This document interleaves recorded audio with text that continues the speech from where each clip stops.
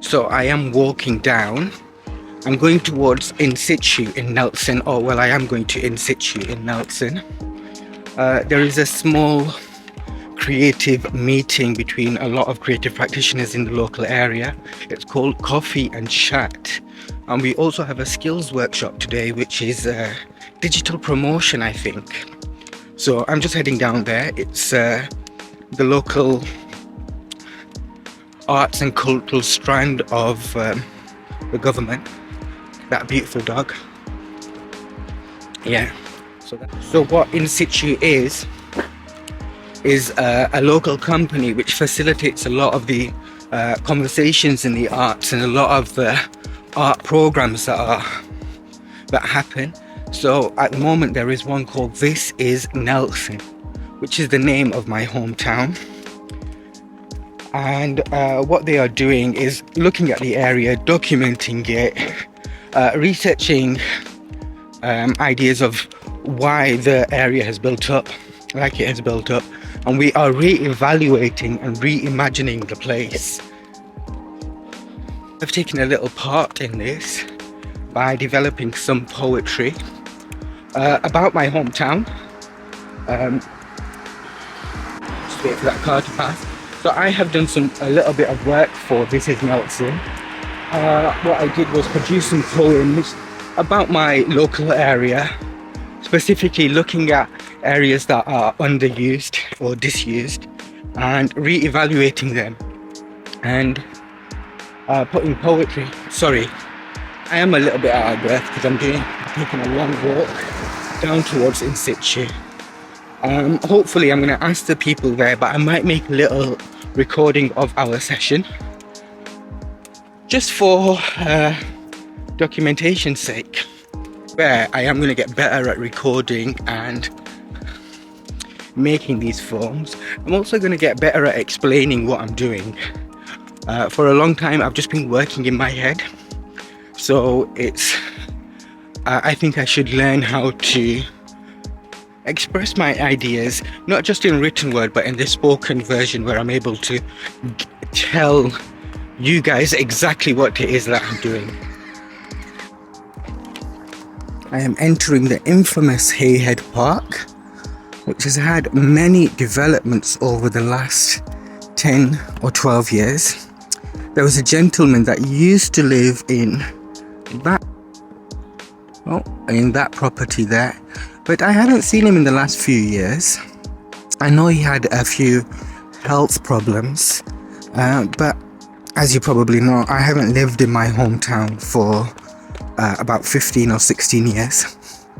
So it is nice to come back and see all the little changes that are happening here. It's very cloudy today.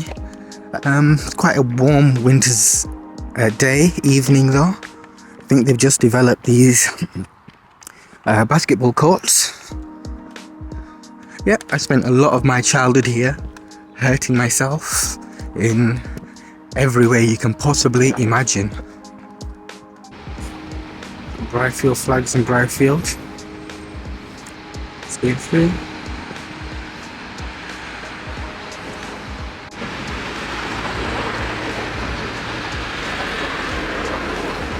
Hopefully I can cross.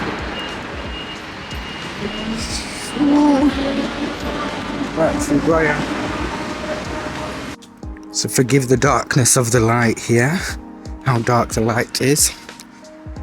This is Briarfield train station or train line. I'll show you both sides. And there, the other. This is where the crossing is.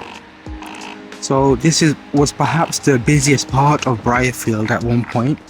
That was the old Smith and Nephew, the mill, which is now changed. It's now called the North Light, which is a group of, or a set of business. It's a business centre basically, and that's where I'm heading right now, which is to In-Situ. See if we can get that directly in. And just behind it there is the old gas meter. Let's try to get this. My lighting is just... So Andrew, And I thought I'd make a little documentation of the things that we're doing, get putting together in a vlog. And you know, it's nice to have our local area on film. Yeah.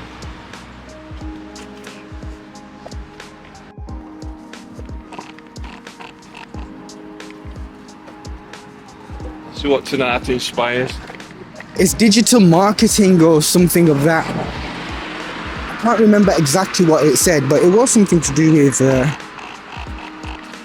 digital marketing.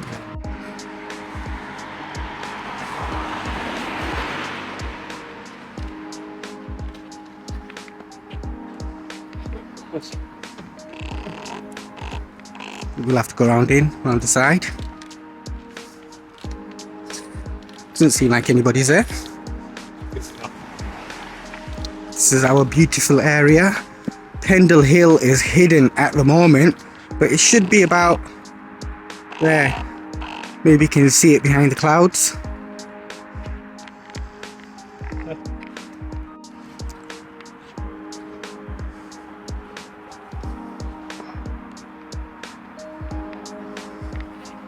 This is In-Situ's art library. It's quite full in art films.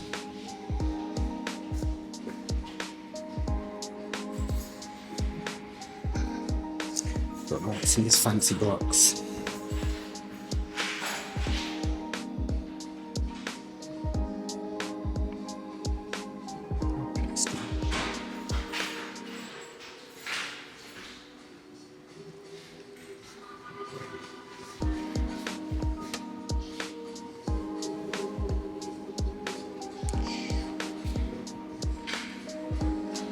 In-Situ's mission.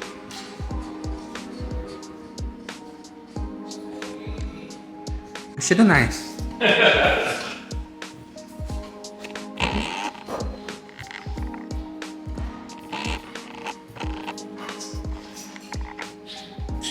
I was saying I should have got that on camera.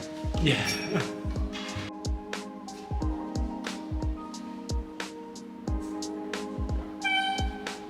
See that? Yes, perfect. Can I just double check that I can access some of my links? Yeah, of course. So we'll stop sharing and go back to the right, Yeah. the right one, that's okay. I've got a few, one after another like that, so. Okay. No, that's fine, that's fine. That's sounded really good.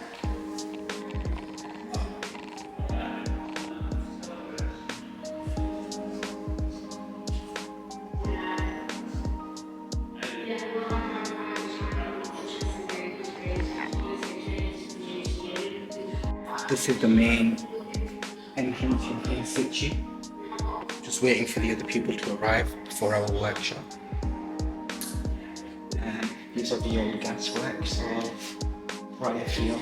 That's the train station that I got in earlier. One of the local artists, Diane Muldowney, is currently doing a project on the old gas meter, the gasworks meter. It's currently being taken down, and so I don't know exactly what the project is, but it probably says here.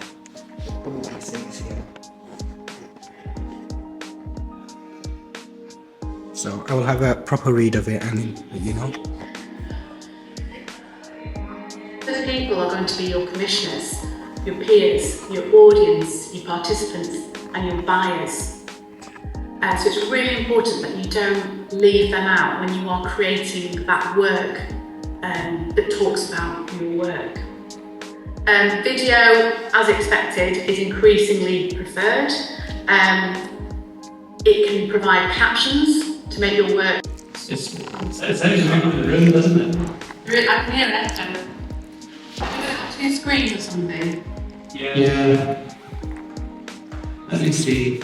I just need to mute one of these screens. Okay, I'll try that. It's scary.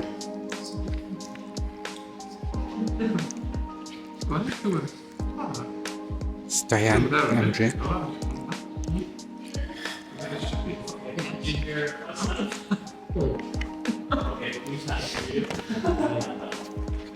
Chocolate is a monster. But you can't always do that with some of those, what we call those mass audio. Travel with you if you decide to migrate or add source back to your burn really.